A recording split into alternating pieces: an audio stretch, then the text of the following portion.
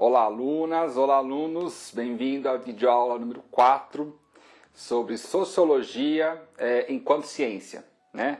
Nessa aula a gente vai falar um pouquinho da Sociologia, como ela se fundou como um campo científico.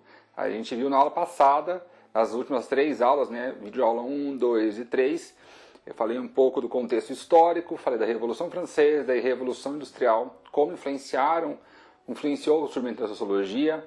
Falei um pouquinho do liberalismo econômico, né? Estão lembrados disso? É uma política econômica que dizia que a economia movia a vida humana, né? As pessoas são movidas pela economia. E a sociologia veio para criticar isso, falar, ué, mas será que só a economia move a vida humana? E os desejos, e as vontades, onde é que a gente fica, né? Será que essas vontades também não são criadas, né, pelo humano? Enfim. E aí na aula de hoje, então, a gente vai discutir um pouco sociologia enquanto ciência. Então a sociologia está surgindo, mas ela não surge como um conhecimento qualquer. Ela surge enquanto um conhecimento científico, tá bom? Vamos lá então? Pois bem, sociologia, ela surge no metade ali do século XIX. Lembrando, né, século XIX termina em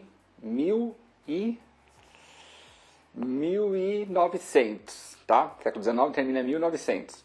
Então, 1850 é século XIX, tá?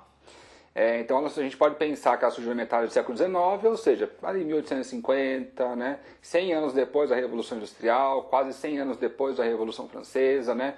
Ela vem para fazer a crítica a essas duas revoluções que prometeram coisas e não cumpriram.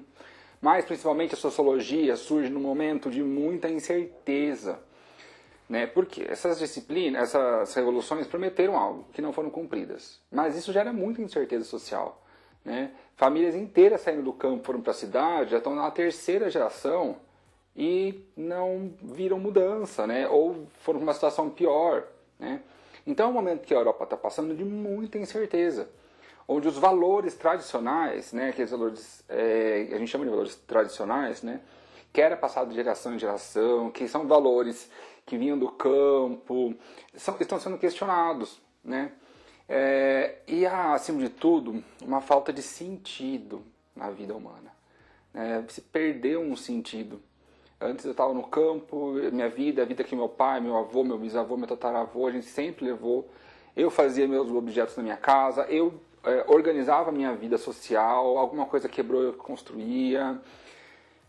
Isso não existe mais agora, né? Então eu vou ter que comprar, vou ter que trabalhar para conseguir um dinheiro para comprar. E se eu não tiver dinheiro, não tem saída, né?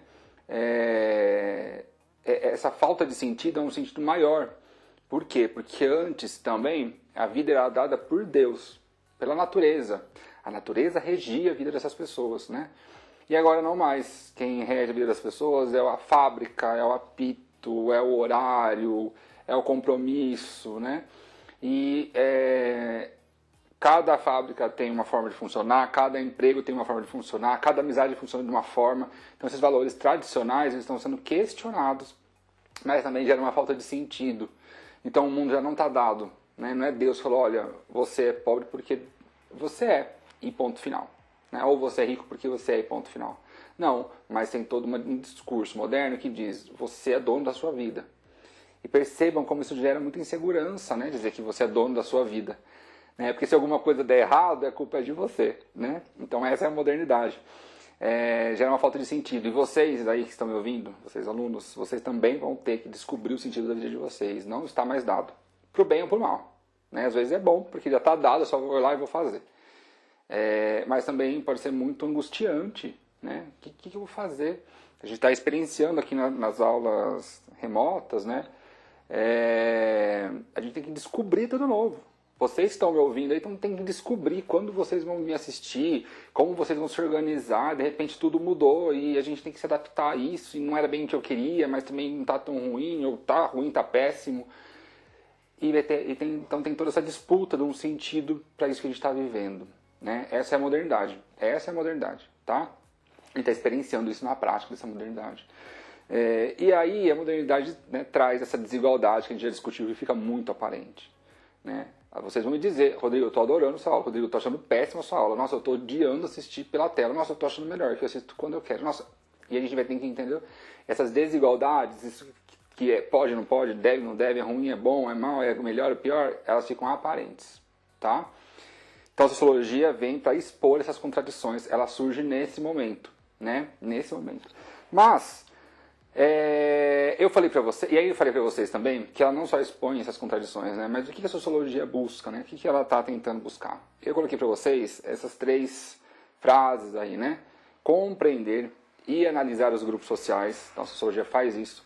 E interpretar a modernidade e suas transformações, então ela vai entender como a modernidade, né, pós-Revolução Francesa, pós-Revolução Industrial, o que nos foi prometido, o que foi cumprido, o que não foi cumprido, o que a gente tem que fazer, onde a gente tem que ir, né, quais são os nossos deveres, quais são os nossos direitos, isso está sendo negociado o tempo todo, porque não é mais divino, não é mais por Deus, a gente está vivendo isso, e a sociologia está para entender essa negociação. Mas a gente tem direito mesmo ou não tem direito? A gente pode, mas a gente pode porque a gente não tem, né? E explicar as diferenças sociais. Então, as diferenças, nós não somos assim porque nós somos assim, porque a natureza fez a gente assim, mas é porque a gente se construiu assim, se constituiu assim, né? A gente não nasceu mais desse jeito, né? A gente se construiu, né, dessa maneira, tá? E aí, só que eu queria agora modificar um pouquinho isso que eu falei para vocês. A primeira frase, na verdade, que é compreender e analisar os grupos sociais, eu queria refinar um pouco ela. Então a gente vai conseguir entender que a sociologia não vai só compreender e analisar os grupos sociais, mas ela vai compreender e analisar cientificamente os grupos sociais, tá? Então o que é ciência, né? As diferentes formas de compreender a sociedade. A ciência é uma das formas de compreender a sociedade, né? Então é uma forma moderna, que também surgiu na modernidade, né? A gente viu na Revolução Científica, vocês leram ali na apostila de vocês um trechinho sobre a Revolução Científica, Galileu Galilei, né? O surgimento da física, da química, a gente vai começando a perceber essas ciências, que a gente tem ciências mais duras ou exatas, aí para ciências humanas, né? A gente tem a medicina antes, depois tem a psicologia depois, a filosofia já estava lá, mas a sociologia surge, entende? Ela é esse rol de ciências, esse rol de disciplinas, vão ser chamadas de científicas, não é à toa, né? Mas é uma forma de conhecer o mundo. Lembrando, a gente não tem só uma forma de conhecer o mundo, né? A ciência é uma das formas da gente conhecer o mundo. Ninguém precisa ser cientista, mas na escola a gente tem um conhecimento científico para passar para vocês, né? Mas a gente não é 100% científico. Vou dar um exemplo para vocês. Não, antes. Por que é importante entender que a sociologia é ciência, né? Primeiro porque a sociologia não é a opinião de ninguém. Eu, que sou sociólogo, eu não vou dar minha opinião sobre algo se eu estiver fazendo ciência. Eu posso dar minha opinião se vocês perguntarem. Rodrigo, o que você acha de tal coisa? Eu gosto. Eu não gosto, eu gosto menos. O que você achou das aulas remotas? Eu acho que podia melhorar nisso, acho que não devia acontecer dessa forma, não sei lá. Agora, se alguém me perguntar como é que os alunos do Cefet, o que os alunos do Cefet acham das aulas remotas, né? Eu posso ter minha opinião. Eu ouvi um, ouvi outro, ouvi o terceiro. Então, sei lá, estão gostando. Não estão gostando. Metade gosta, mas eu ouvi. Agora, isso é a minha opinião, né? Se eu for fazer uma análise sociológica, eu vou ter que ouvir todo mundo. Ou então eu vou ter que ouvir algumas pessoas chaves, pessoas específicas. Ou fazer fazer uma relação aí, de porcentagem para pegar um número bom de alunos. Não precisa ser todo mundo, mas vai ser a maioria, né? Então, assim, não é a minha opinião. Nossa, os alunos estão adorando aulas remotas. Eu tenho certeza que todo mundo está me ouvindo, está amando as aulas remotas, né? Vocês têm certeza absoluta. Aí eu chego e falo, olha, eu posso falar, olha, eu falei com 3, 4 alunos, eles não gostam. Então ninguém está gostando. Todo mundo está adorando e ninguém está gostando. Fica meio estranho, né? Tipo, porque não sei se as pessoas gostam ou não gostam, fica a minha opinião, enfim. Se eu for sociólogo, eu tenho que mostrar resultados, mostrar dados racionalizados e específicos, né? Então, minha opinião pessoal é uma coisa, mas a opinião do sociólogo, do cientista social, é outra, tá? Eu não posso fazer sociologia, fazer ciências sociais da forma como eu vivo no meu senso comum. Por quê? Porque o senso comum é outro tipo de conhecimento, né? É o que eu estou colocando aqui de conhecimento prático, né? Ou seja, ele é baseado na experiência transmitida de geração a geração e também chamado de senso comum ou tradicional, né? Por exemplo, isso é super importante a gente ter conhecimento do senso comum, né? Não sei se vocês lembram quando eu falei isso. É uma forma de conhecimento que eu adquiro no meu cotidiano, no meu dia a dia. Vamos supor, eu vou mudar de casa. Não sei se alguém aqui já mudou de casa, teve essa experiência. Então, de repente, você está numa casa e está tudo certo. Né? Sabe onde estão suas coisas, onde estão suas roupas, onde está a geladeira, onde está o fogão. Né? Se apagar a luz da sua casa, você sabe mais ou menos aonde ir. Você fala, por aqui. Se você chega numa casa nova, ou vai dormir na casa de alguém, ou, né? E você precisa se movimentar à noite, como é que você não sabe nada? É o primeiro dia ali, né? Então, o conhecimento prático do senso comum é aquele conhecimento que a gente adquire pra gente, pra mim, o que é bom pra mim, no meu cotidiano. Então, a partir do momento que eu vou morando mais vezes nessa casa nova, né, eu vou conhecendo aquele lugar, tá? E a mesma coisa no cotidiano. Eu vou ter que descobrir na minha vida o que eu gosto, o que eu não gosto, que horas é melhor eu dormir, que horas é melhor eu acordar, que horas é melhor eu almoçar, né? Essa forma de conhecimento é muito importante porque ela vai dar os gostos de vocês, o que vocês querem, o que vocês querem de faculdade, qual é a faculdade que vocês querem entrar, qual curso vocês querem entrar. É só o senso comum que vai dizer para vocês, é só essa experiência sua, né, que você vai. Não, vou fazer vários exercícios de matemática. Ih, não gostei muito. Vou fazer vários de biologia. Ah, mais ou menos, não sei o que. Ah, vou fazer mais de história. Puxa, gostei muito. Então, talvez para mim, eu gosto mais de história. Isso é senso comum. É dizer, poxa, a história é muito legal, eu gosto muito de história, eu adoro história. História é a melhor disciplina de todas. Eu estou dizendo isso no senso comum. Tá? Então é super importante. A gente tem desde superstições, né? Ah, gato preto dá azar. Né? Cortar o cabelo na lua crescente é melhor. Né? Mas também a gente tem uma forma de organizar a nossa vida cotidiana. Né? Então esse é um tipo de conhecimento. Outro tipo de conhecimento também é o conhecimento religioso, né? Que é baseado em crenças e dogmas revelados por Deus ou deuses. Né? Um exemplo, então, é que Jesus veio ao mundo para ensinar o amor e salvar as pessoas que creem nele.